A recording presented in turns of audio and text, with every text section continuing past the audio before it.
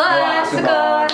Kembali lagi ketemu sama kita di Galaksi Vivas, tepatnya di planet 5443. Kemarin kita typo mulu ya nyebutnya planet dulu galaksi. Nah, di sini ada Eve dan Ru. Dan di sini kita akan mendiskusikan beberapa fakta tentang rumitnya kehidupan manusia dalam rangka melaksanakan tugas mata-mata kami di bumi. Check it out.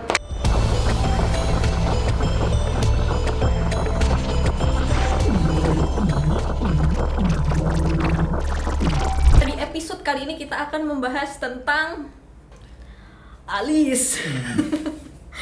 Jadi di sini kita akan pertama-tama itu membahas tentang apa sih fungsi alis sebenarnya nih. Gitu. Dan lebih lanjutnya adalah ketebalan alis itu menunjukkan apa sih gitu dari manusia-manusia yang kita amati. Itu lebih ke bentuknya juga ya. Nah, sebagai latar belakang aja dulu sedikit ya. Ini ada ceritanya nih. Jadi pada awalnya para ilmuwan berpikir bahwa alis itu berfungsi sebagai alat pendukung dalam mengunyah. Nah, tapi mengunyah bagi manusia purba. Terus juga menunjukkan sinyal berupa agresi atau intimidasi terhadap musuh. Nah, seorang antropolog, Penny Spiggins, mengatakan dalam artikelnya dalam jurnal Nature Ecology and Evolution bahwa alis berfungsi sebagai alat sosial, bahwa alis manusia modern telah berevolusi menjadi lebih ekspresif untuk mengakomodasi hubungan manusia yang lebih kompleks. Nah, ini sumbernya dari New York Times tentang eyebrow evolution expression. Tapi iya ya, kayak alis tuh nggak cuma sekedar, kan aku dengar kan fungsi alis kan sebenarnya kayak yang secara teknis kan menahan kayak keringat supaya nggak masuk ke mata. Biar nggak masuk, biar kita nggak sering kedapet di belah gitu. Terus kalau teman-teman baca komik kita di Instagram dan TikTok itu juga itu disebutkan salah satu fungsi lain dari alis tuh buat menunjukkan identitas. Jadi bentuk alis tuh menunjukkan identitas nih. Coba kalau di sini dia dan dia nggak ada alisnya, itu kan susah juga untuk mengidentifikasi. Emang kamu nggak punya alis ya? Nah, itu nanti kita akan bahas lebih lanjut gitu. Dan di sini jadinya kalau secara evolusi itu berarti fungsinya lebih ke facial expression gitu, menambah fungsi untuk berkomunikasi. Kayak kalau misalnya kita, nah tuh dia kayak bingung akan mengerutkan. Iya, jadi ini akan lebih ke sini. Terus kalau misalnya skeptis gitu kan, ada emotnya kan. Kayak yang ditunjukin alisnya nih kayak naik, aku nggak bisa naikin alis sebelah. Oh bisa, nggak bisa anjir, gimana sih? Dua-duanya naik. Gimana sih? Ya udah, nah pokoknya kayak gitu. Nah terus hubungannya sama yang nggak punya alis nih tadi, atau yang alisnya terlalu tebal. Tebal atau? Iya, kalau terlalu tipis kan kayak nggak punya alis gitu kan, atau yang terlalu tebal. Nah, manusia tuh suka membentuk alis, entah dengan cara dicukur, entah dengan cara emang dirapiin, dibentuk pakai, ya dibentuknya bisa dicukur, tapi juga bisa pakai sekarang kan macam-macam ya. Satu-satu bulunya dicabutin. Cabutin atau diapain gitu. Nggak pernah. Terus apa namanya? Ada juga yang kayak apa sih, threading ya? Threading di sulam alis, terus tato segala macam, nggak cuma pakai pensil alis. Sekarang pensil alis sangat tradisional bahasaku. Nah, itu tuh ternyata ada penelitiannya juga gitu tentang kenapa manusia suka membentuk alis. Nah, ini ada beberapa penelitian oleh psikolog mengungkapkan bahwa mempertimbangkan cara gerakan mikro memfasilitasi komunikasi. Ya, maksudnya adalah gerakan mikro oleh alis. Gitu ya. Jadi ini berarti bahwa mereka tidak peduli dengan kekhasan bentuk, tetapi dengan gerakan. Mereka lebih mempedulikan gerakannya gitu loh. Belum yang sampai ke bentuk alis tuh ternyata juga bisa mempengaruhi apa ya, persepsi kita terhadap seseorang gitu misalnya. Karakternya gimana atau sifatnya gimana. Iya nggak sih? Tapi kamu iya nggak? Kalau banyaknya artikel menunjukkan memang sangat-sangat mempengaruhi. Oh, Misal iya. karakternya kalau orangnya cukup tebal alisnya, cukup tajam, naik terus ke bawah sedikit gitu. Kalau yang aku baca sih menunjukkan bahwa orang yang seperti itu menunjukkan leadership yang lebih gitu. Oh, Mungkin dari sumbernya seperti apa tapi itu alis yang dibikin atau yang emang alami? yang alami. Oh, maksudnya kayak kamu lahir, Mm-mm. alismu terbentuk sedemikian rupa, terus yang bentuknya kayak begini tuh dia akan menjadi seorang leader yang Contohnya baik. seperti apa? Contohnya Terus seperti apa? alisnya yang kagak ada itu menunjukkan ada yang lain lagi kayak gitu. Lagi ya. Oh, Ada seperti itu. Kadang juga cukup banyak yang bisa diambil dari bentuk alis gitu, atau bahkan ada yang alisnya nyambung itu artinya apa gitu kan. Ada orang yang mempercayai seperti itu. oke. Nah, di sini ada sebuah penelitian. Ini lebih ke kayak movement juga sih.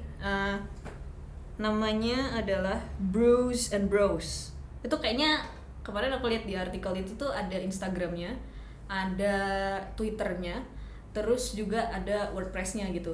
Jadi ini seorang peneliti dari University of Liverpool, Department of Modern Languages and Cultures, bernama Dr. Niam Thornton, itu memulai proyek penelitian di Liverpool yang awalnya melibatkan 60 orang. Terus setelah dicek, jadi mereka kayak di foto terus dilihat gitu ya bentuk alisnya tuh kayak apa. Itu tuh ternyata nggak banyak yang nggak memanipulasi bentuk alis mereka. Terus berdasarkan cerita mereka tentang alis mereka, itu tuh sebagian besar dari mereka itu merasa alis itu menjadi pertanda di mana mereka menempatkan diri mereka di dunia dalam kaitannya dengan usia, kelas, dan budaya. Kayak kalau misalnya usia, kalau zamanku dulu waktu SMA, generasi seumuranku gitu, belum kenal tuh yang namanya alis waktu SMA. Sekarang anak-anak SMA tuh udah ngalis gitu. Iya nggak sih? Betul. Nah, kalau misalnya punya saudara cewek, teman cewek gitu, mungkin akan kelihatan yang generasi 2000-an ke bawah gitu, ke atas ya berarti. Itu akan lebih suka membentuk alis mereka gitu. Terus termasuk juga mungkin dengan kelas. Kalau kelas sosial kayak gimana tuh? Aku kayak belum melihat kaitannya. Belum sih. Kalau dilihat mungkin ada nggak sih kayak kelas bangsawan dulu itu membentuk alisnya? Wah, Kurasa film-film yang menunjukkan film zaman dulu nggak ada. nah mungkin kaitannya sama yang tadi.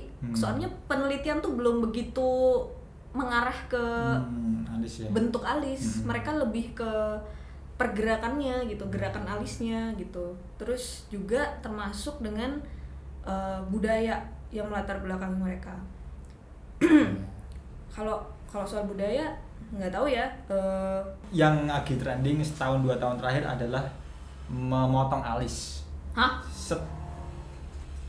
Oh, dulu itu udah lama. Setahun 2 tahun terakhir tapi. Oh. Jadi untuk memperlihatkan dia orang yang edgy mungkin ya. Tapi aku Tahu habis tapi. baca Feng Shui kan.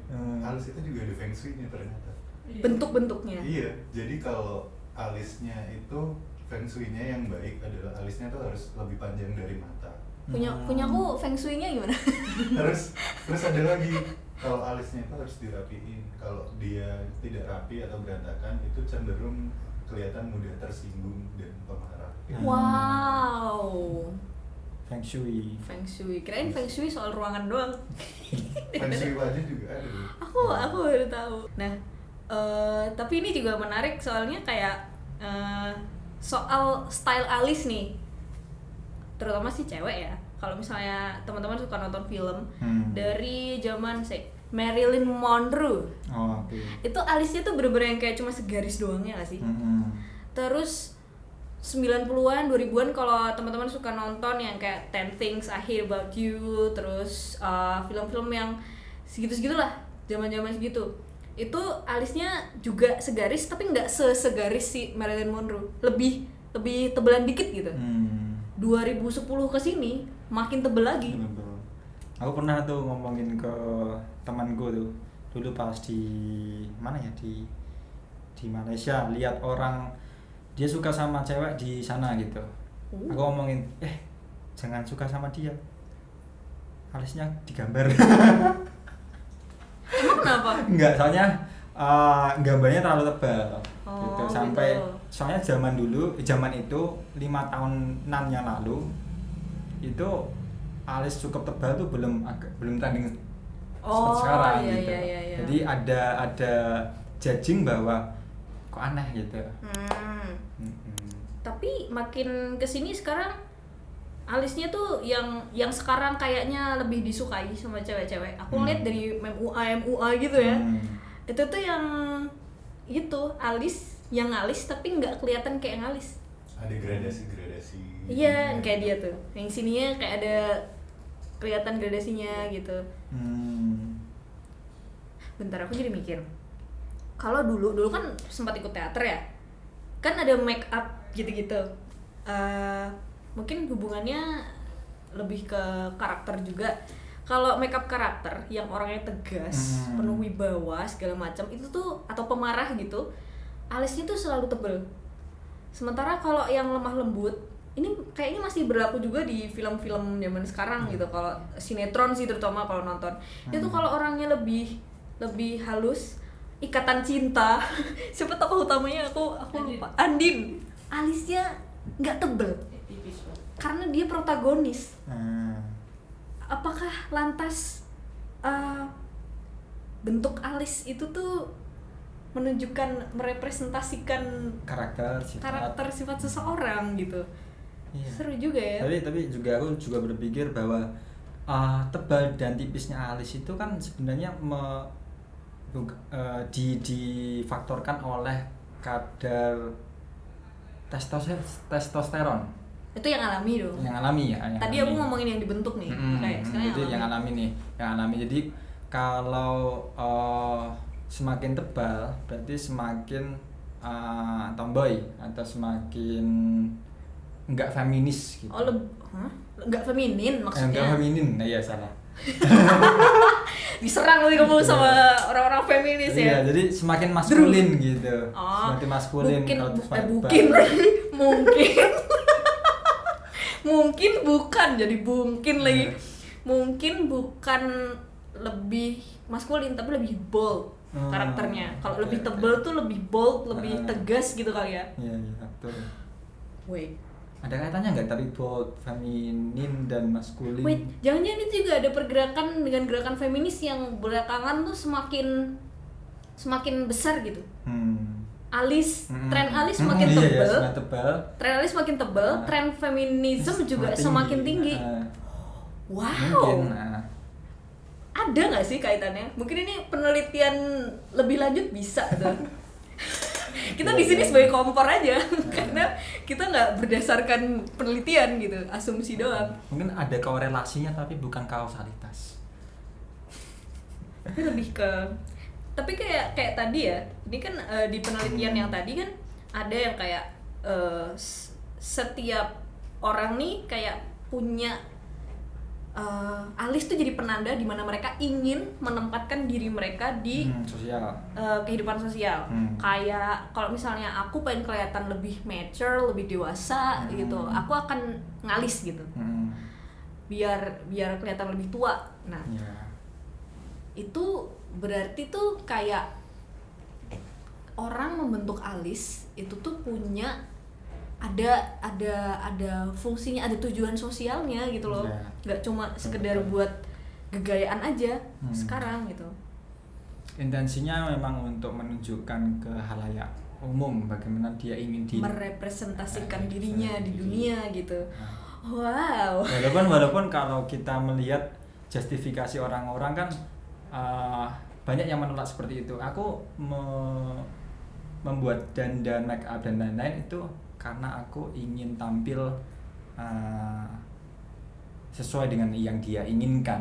Dia menolak untuk menunjukkan orang lain merepresentasikan seperti apa, tapi dia karena self love lah, karena Bisa. apalah gitu. Freedom of expression. Freedom of expression. Sekarang kan udah nggak zamannya lagi karena aku cewek maka aku dandan.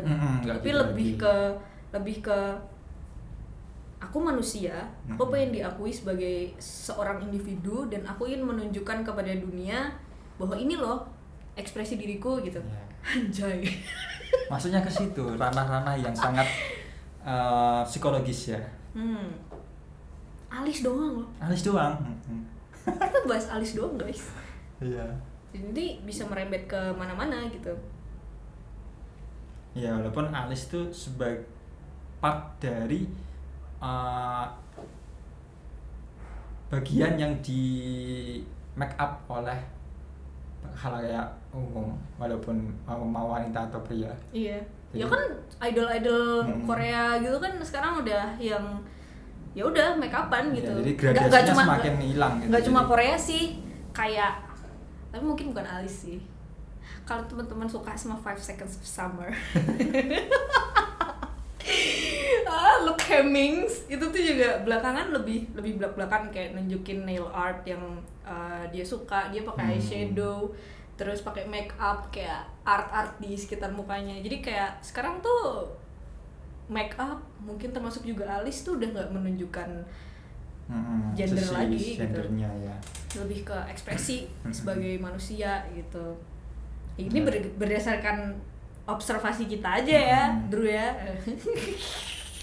Enggak Semakin hilang antara pengelompokan mana yang dianggap ini untuk hanya satu gender, mana yang bebas. Makanya kan juga kita mengetahui sekarang semakin banyak orang menentukan gendernya sendiri gitu. Semakin banyak orang menentukan ekspresi dirinya mungkin ya. Kayak ya I don't know. Jadi kayak ya udah bebas aja. Kalau misalnya aku pribadi nih cewek nih. Aku nggak suka pakai make up, ya udah suka-suka aja gitu kan. Oke. Di sini tapi nggak ada yang suka pakai make up ya, cowok-cowok. Even yang kayak lip balm gitu biar bibirnya nggak kering. Dulu aku pernah pakai celak. Anjay! Gimana lagu yang lagi trend sekarang gak? Because tonight will be the night that I will fall for you gitu. Anak emo banget. Tapi aku dulu juga sih. Waktu SMP tuh sih yang kutex hitam terus celak warna hitam gitu. Anjay. Biasa tuh. Kalau orang Indo paling cowoknya cuma skincare sih sekarang. Oh iya Karena benar. belum nyampe Karena makeup. sekarang kan mulai muncul make up for men. Aku habis lihat video TikTok itu cowok Korea dia telat datang ke tempat kerja tuh. Hah? Dia make upan di kereta gitu. Hmm. Terus dia ngeliatin orang. Jadi budaya di Jepang itu cowok itu sangat-sangat pakai make up. Di Jepang Di Jepang cowok. itu di kehidupan sehari-hari atau Sehari-hari. sehari-hari masa sih? Maksudnya kayak di sana kan konon patriarkinya tuh sangat tinggi. Enggak. Mulai shiftingnya. Oh, Menurutku sih. mulai shifting ke situ sekarang maksudnya. Ah. Yang wibu ngangguk-ngangguk dari sana. Tahu banget kan? Iya. Soalnya look kan penting di Iya, kalau banget. sama orang Jepang itu cenderung tidak suka laki-laki yang banyak rambutnya. Oh, hair Jadi, removal. nggak pakai kumis, jenggot, alisnya ditipisin, dirapiin gitu. Mungkin karena serem kali ya, soalnya kan Yakuza tipikal yang jenggotan. Terus mereka kayak disasosiasi dirinya dari Mungkin geng-geng kalau gitu ya. memang- What? Iya. Tapi I don't know. karena ada tokoh juga sih, tokoh figur Korea juga seperti itu. Terus Jepang memang mulai yang beransur-ansur cowok banyak yang make upan. Yang masalah alis ya kan ikut-ikutan pada akhirnya. Lebih ke mungkin dirapiin sih. Kalau yang aku Hmm. tahu tuh mereka rajin ngerapiin alis. Meskipun kan kalau udah make up, maksudnya emang kalau di panggung kita biar kelihatan fresh kan suka make upan. Yang foundation lalala tebel gitu. Nah, itu kalau udah nggak ngalis kan aneh banget gitu. Iya. Nah, tapi karena mereka dituntut untuk selalu terlihat fresh dan menyenangkan looknya, jadi mungkin harus merapikan alis. Dan ada satu fakta di mana aku dulu pernah tahu bahwa dunia perfilman kalau yang pertama paling dilihat adalah gigi. Oh iya? Jadi kalau ompong atau kurang putih atau kurang bagus, pasti ada dokter gigi yang akan menghandlenya. Oh iya. Cuman kalau wajah yang paling kelihatan itu alis. Jadi aneh. mungkin ada dulu tuh sempat trending di mana dokter gigi itu sangat dibutuhkan di dunia perfilman. Nah, akan jadi mungkin besok akan ahli sulam alis di dunia perfilman. Mungkin bisa jadi. Kalau sekarang mungkin lebih masih ke make up ya. Kalau di Makeup. film kayak gitu, biar kelihatan iya sih, biar kelihatan lebih tegas, bisa alisnya lebih tebal gitu. Wow.